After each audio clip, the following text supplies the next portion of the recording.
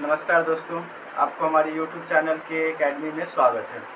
आज एक बार फिर हम फिजिक्स के मोस्ट इम्पॉर्टेंट क्वेश्चन लेकर आए हैं जो विद्यार्थी 2024 में एग्ज़ाम देना है जिनको, उनके लिए ये बहुत उपयोगी होगा। क्वेश्चन है कि एक समान रूप से आवेशित रिंग के अक्ष पर विद्युत क्षेत्र electric field due to ring having radius r and charge q uniformly distributed. मतलब एक रिंग है जिसकी रेडियस r है और इस पर q आवेश एक समान रूप से वितरित है इसके सतह पर, इस रिंग पर। ठीक है, और इस रिंग के केंद्र से x दूरी पर इसके अक्ष पर हमको विद्युत क्षेत्र ज्ञात करना है। ये बहुत ही इंपॉर्टेंट क्वेश्चन है क्योंकि रिंग के अलग अलग बिंदु पर हमको विद्युत क्षेत्र निकालना रहता है, गोला के कारण निकालना रहता है। तो जब ये थ्योरी पढ़ेंगे तो ये 5 नंबर क्वेश्चन टाइप में आते हैं और साथ ही इससे ऑब्जेक्टिव भी बहुत बढ़िया बन जाता है। और ये काफ़ी कई बार तो इंजीनियरिंग के कंपटीशन एग्जाम में इससे संबंधित थ्योरी पूछा गया है इस रिंग से। तो बहुत ही इंपॉर्टेंट क्वेश्चन है आपके एग्जाम के लिए।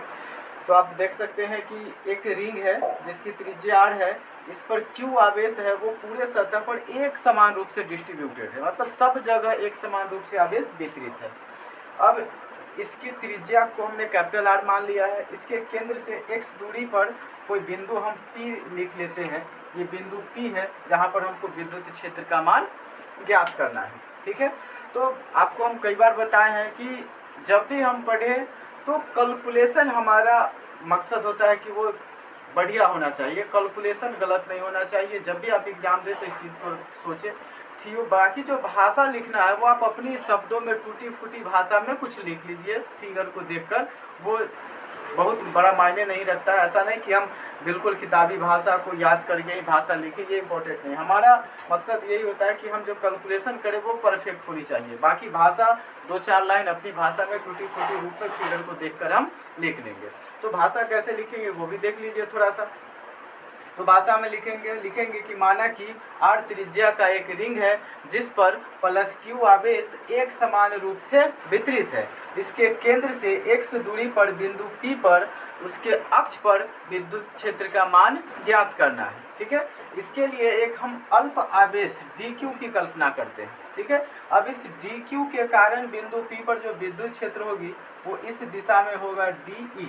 क्योंकि आवेश छोटा सा है तो विद्युत क्षेत्र भी छोटा सा होगा, और विद्युत क्षेत्र छोटा होगा तो आपको पता है कि विद्युत क्षेत्र का वैल्यू होता है 1/4 पाई एप्सिलॉन नॉट और q/r²।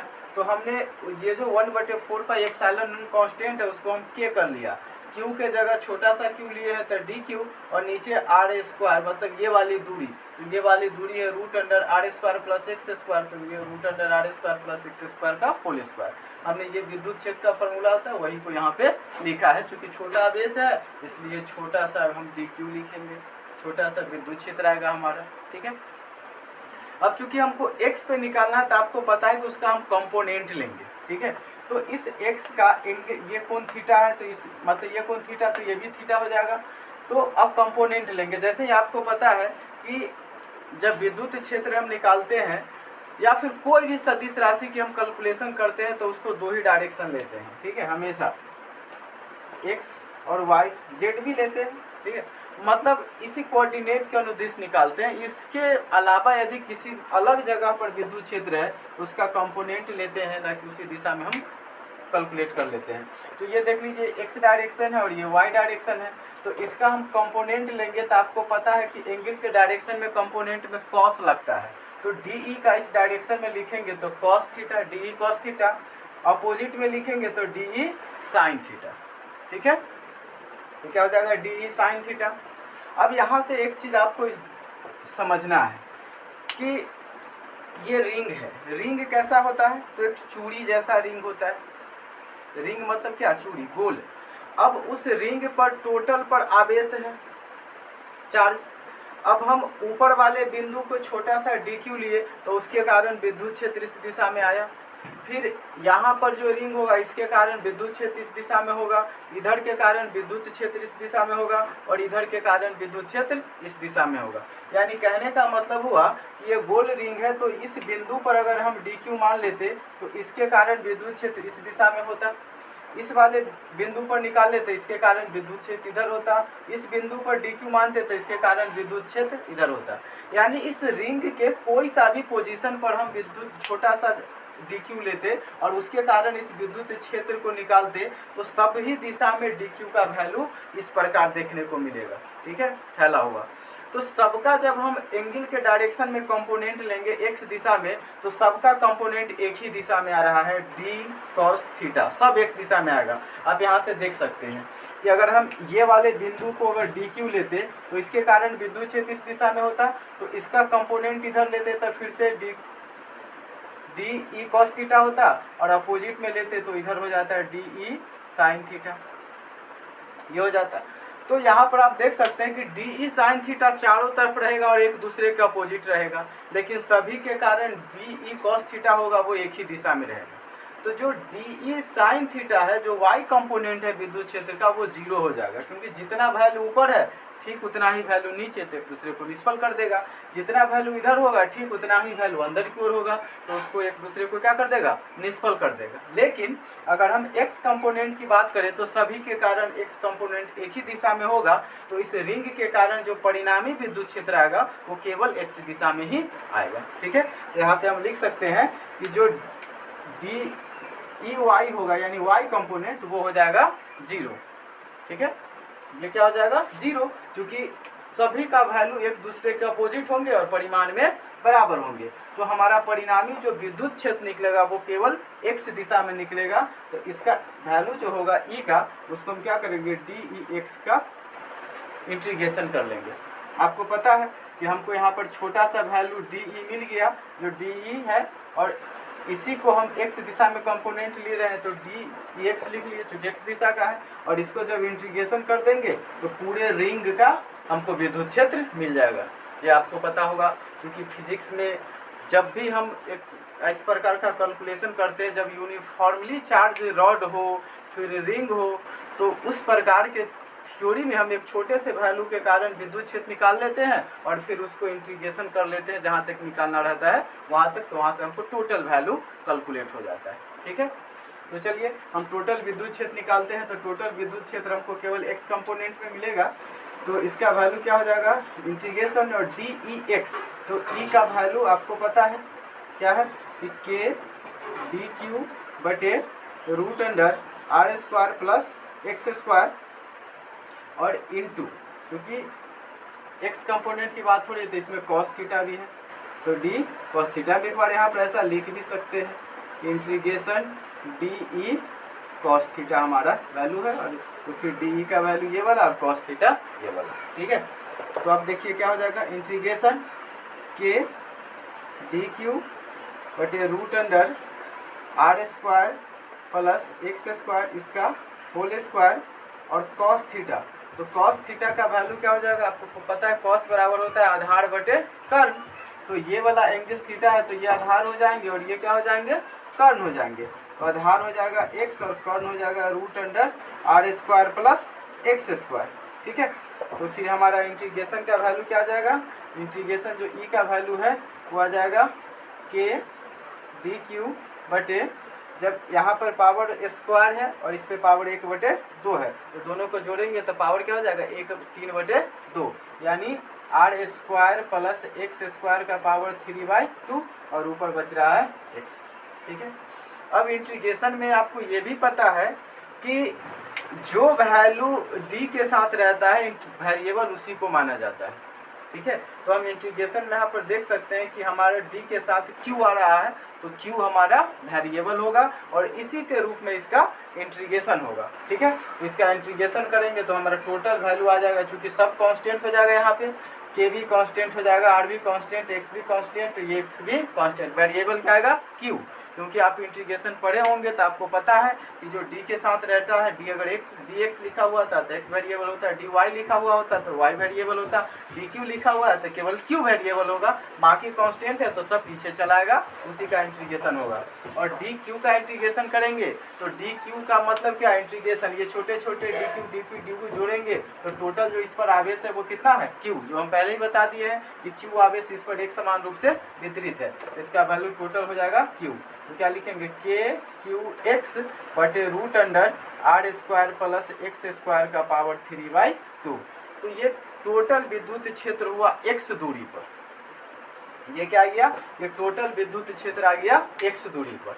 अब इसका कंडीशन होता है जो बहुत ही इम्पोर्टेंट कंडीशन है, आप इस चीज़ को ध्यान रखोगे कि यहाँ से ये जो कंडीशन है इससे कई क्वेश्चन आपको एग्जाम में देखने को मिल सकते हैं ऑब्जेक्टिव के रूप में। हम पहला कंडीशन ले लेते हैं x बराबर 0।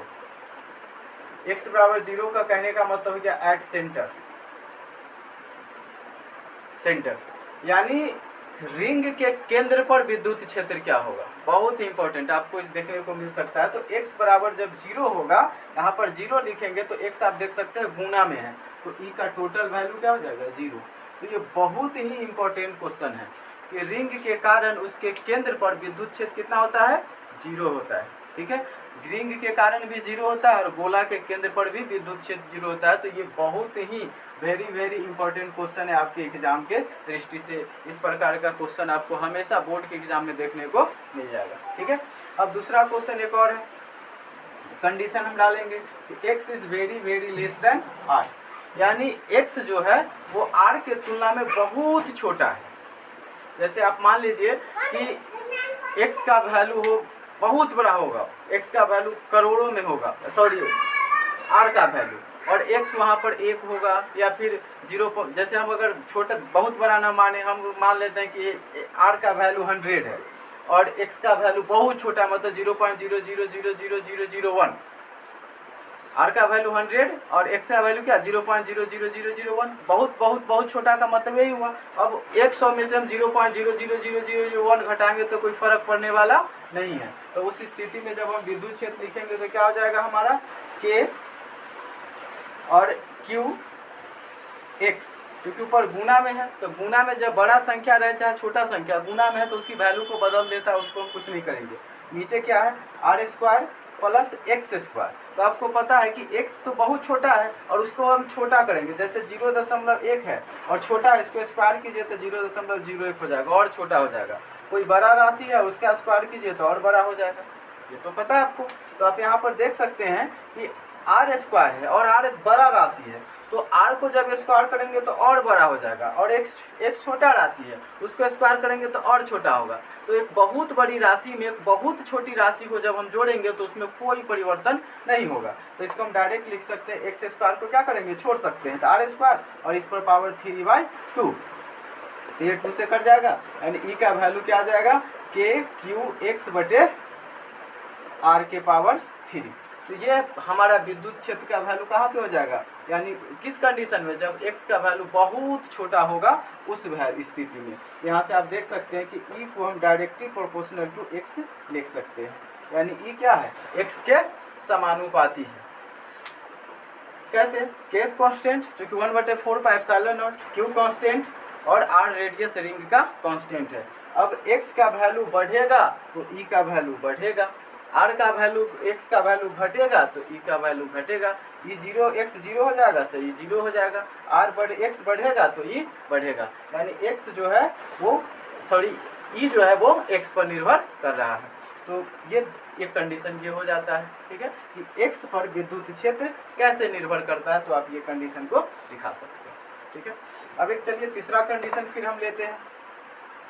तीसरा कंडीशन क्या होगा, तो तीसरा कंडीशन में हम इसी को अपोजिट कर देते हैं, यानी हम लिख देते हैं x is very greater than r, very greater than r। जैसे अभी हम x को बहुत छोटा मान लिए थे और r को बहुत बड़ा, अब फिर से उल्टा कर देते हैं, x को हम बहुत बड़ा मान लेते हैं और r को हम बहुत छोटा मान लेते हैं। तो उस स्थिति में हम क्या करेंगे, विद्युत क्षेत्र जब निकालेंगे तो ये विद्युत क्षेत्र का वैल्यू तो हमारा है ये के क्यू एक्स बटे r square plus x square इसका पावर 3/2। ठीक है, अब x बहुत बड़ा है r की तुलना में, ठीक है, तो इस स्थिति में मैक्सिमा मिनिमम थ्योरी को हम लगाएंगे। ठीक है, मैक्सिमा मिनिमम थ्योरी को हम लगाएंगे, क्योंकि डायरेक्ट हम वैल्यू यहाँ से फिर से निकाल सकते हैं कि अगर हम इसको मान लेते हैं, आर को निगलेक्ट कर देंगे तो एक्स स्क्वायर आएगा, ये कट जाएगा 3, फिर मतलब हमारा ये वाला फार्मूला आ जाएगा, ठीक है। लेकिन हम मैक्सिमा मिनिमा थ्योरी लगाकर हम ई का मैक्सिमम वैल्यू निकालेंगे, ई का मैक्सिमम वैल्यू एग्जैक्टली किस पॉइंट पे आएगा, ठीक है। तो आप देख सकते हैं यहाँ से आपको एक चीज़ और मैथ का पता होना चाहिए कि जब मैक्सिमम और मिनिमम किसी का वैल्यू निकालते हैं तो उसका डिफ्रेंशिएशन करते हैं, और डिफ्रेंशिएशन करने के बाद उसको जीरो कर देते हैं। यदि संख्या नेगेटिव में आती है तो उसको मैक्सिमम के रूप में लिखते हैं, और पॉजिटिव में आती है तो मिनिमम। ये मैक्सिमा मिनिमा थ्योरी होता है मैथ का, तो हमको उतना जानने की जरूरत नहीं है, बस थोड़ा सा यहाँ पे हम जान लेते हैं कि कैसे मैक्सिमा मिनिमा में हम निकालते हैं इसको, मैक्सिमम वैल्यू और मिनिमम वैल्यू। तो d/dx मतलब हम इसको x के रूप में डिफ्रेंशिएशन करेंगे, उसके डिफ्रेंशिएशन के वैल्यू को जीरो कर देंगे। हम थोड़ा सा, आपको जो मैथ के स्टूडेंट है उनको पता होगा कि मैक्सिमा मिनिमा में क्या होता है कि डिफ्रेंशिएशन करते हैं, फिर उसको डबल डिफ्रेंशिएशन करते हैं, फिर नेगेटिव में आया तो मैक्सिमा होगा, पॉजिटिव में आया तो मिनिमा होगा। वहाँ पर हमको जाने की जरूरत नहीं है, क्योंकि हम मैक्सिमा मिनिमा नहीं पढ़ रहे हैं। हम डायरेक्ट डिफ्रेंशिएशन करेंगे, बराबर में उसको जीरो कर देंगे, वहाँ से हम x का वैल्यू निकाल लेंगे, और जहाँ पर जो वैल्यू आएगी वहीं पर हमारा x का मान, ई का मान उसी वैल्यू पे महत्तम होगा, क्योंकि हमको पहले ही पता है कि ई समानुपाती x है, माने x का वैल्यू बढ़ रहा है तो ई का वैल्यू बढ़ेगा, ठीक है। तो चलिए इसका हम डिफ्रेंशिएशन करते हैं। इसका डिफ्रेंशिएशन करेंगे तो आप देख सकते हैं कि ऊपर x है और नीचे भी x है, मतलब u/v वाला फार्मूला है। तो इसको डिफ्रेंशिएशन हम दोनों साइड करेंगे तो u/v वाला फार्मूला में क्या हो जाएगा, डिफ्रेंशिएशन करेंगे तो d/dx बराबर, एक को बाहर करते हैं दूसरे को गुना करते हैं, यानी r² प्लस x² का पावर 3/2 और dkqx/dx, ये हो जाएगा। उसके बाद माइनस, चलिए इसको हम मिटा देते हैं, क्या हो जाएगा माइनस। अब इसको बाहर करेंगे kqx और इसका डिफ्रेंशिएशन करेंगे r² प्लस x² का पावर 3/2 और नीचे dx, और पूरे के बटा में नीचे वाला का होल स्क्वायर, मतलब r² प्लस x² इसका पावर 3/2 और इसका होल स्क्वायर। ये अब मैक्सिमम और मिनिमम के लिए इसका वैल्यू क्या हो जाएगा, तो ये 0, इसका वैल्यू 0, तो हम बराबर में लिख दिए 0, ठीक है। अब देखिए इसको क्रॉस मल्टीप्लाई कर लेंगे तो ये तो 0 हो जाएगा, तो हमारा बच क्या रहा है, ये बच रहा है, यानी ये, तो इधर क्या है r² प्लस x² इसका पावर 3/2, और इसका डिफ्रेंशिएशन करेंगे तो इधर x है, dx/dx का वैल्यू 1, केवल बचेगा kq माइनस, यहाँ पर ये तो पीछे है kqx। अब इसका डिफ्रेंशिएशन करेंगे तो इसका डिफ्रेंशिएशन में आपको पता है कि 2 बार डिफ्रेंशिएशन हो जाएगा, एक बार r² x² का पावर 3/2 बटा में फिर आएगा r² प्लस x² इंटू, हम यहाँ पर लिख कर बता देते हैं, d r² प्लस x² का पावर 3/2 और नीचे आएगा d r² प्लस x², फिर इतना ही से गुना करेंगे d r² प्लस x² और बटा में dx, ये होगा। तो आप देखिए जब इसको हम डिफ्रेंशिएशन करेंगे तो पावर पीछे आ जाता है, 3/2 पीछे आएगा, जो संख्या है वो लिखाएगा r² प्लस x² और पावर में से एक घटता है तो 3/2 में से घटेगा तो 1/2 बचेगा, ठीक है, इनटू। अब इसका डिफ्रेंशिएशन करेंगे तो r कांस्टेंट है, उसका डिफ्रेंशिएशन 0 हो जाएगा और x² का डिफ्रेंशिएशन क्या हो जाएगा 2x हो जाएगा प्लस में, तो ये हमारा आंसर हो जाएगा, ये आ जाएगा। अभी क्या हो जाएगा, ये फिर r² प्लस x² इस पर पावर 3/2 kq माइनस ये kqx into 3/2 r² plus x² का पावर 1/2 और ये क्या बचा 2x, तो ये 2 से 2 कट जाएगा, ठीक है, ये 2 से 2 कट जाएगा, तो क्या बच रहा है। अब इस चूंकि इस बराबर में तो 0 है तो ये माइनस का चिन्ह ऊपर उधर जाएगा तो प्लस हो जाएगा, तो ये हो जाएगा r² प्लस x² का पावर 3/2 kx बराबर, ये उधर जाएगा तो kqx और ये x यहाँ पे x यहाँ पे, तो एक्स स्क्वायर और ये r square plus x square का पावर 1/2।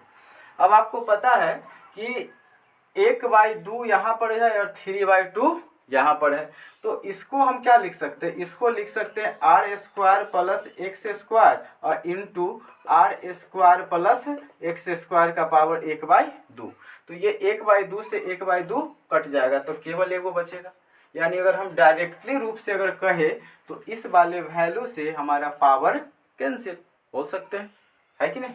तो बच क्या रहा है हमारा r square plus x square into k q है, के क्यू बराबर के क्यू एक्स स्क्वायर। यहाँ पर भी काट लेते के क्यू को, तो के क्यू कट जाता, बच क्या गया एक्स स्क्वायर और 3 बच रहा है यहाँ पे, तो ये 3, ठीक है। तो क्या बच गया r square plus x square बराबर 3 एक्स स्क्वायर। अब ये एक्स स्क्वायर उधर चला जाएगा तो बच जाएगा 2 एक्स स्क्वायर, तो आर स्क्वायर बराबर 2 एक्स स्क्वायर, ये बचा। अब 2 को इधर लेंगे तो बटा में आ जाएगा, यानी एक्स स्क्वायर बराबर हो जाएगा आर स्क्वायर बटे 2, तो एक्स बराबर हो जाएगा आर बटे √2। ये यानी जो हम मैक्सिमम वैल्यू निकालते तो वो तो डायरेक्टली हम लिख सकते थे कि एक्स को छोड़ दे, आर को छोड़ देंगे, एक्स का वैल्यू रखेंगे, हमारा आंसर आ जाता कि ये वाला ई बराबर 1/4πε0 और क्यू बटे एक्स स्क्वायर, ये हमारा वैल्यू आ जाता है मैक्सिमम मान लेते तो। लेकिन हमारा मकसद क्या था, हमारा मकसद था कि किस मान पर महत्तम वैल्यू आएगा, क्योंकि जैसे ही एक्स का वैल्यू बहुत बड़ा हो जाता तो ई का वैल्यू घटना शुरू हो जाता जब हम ये वैल्यू मानते तो, ठीक है।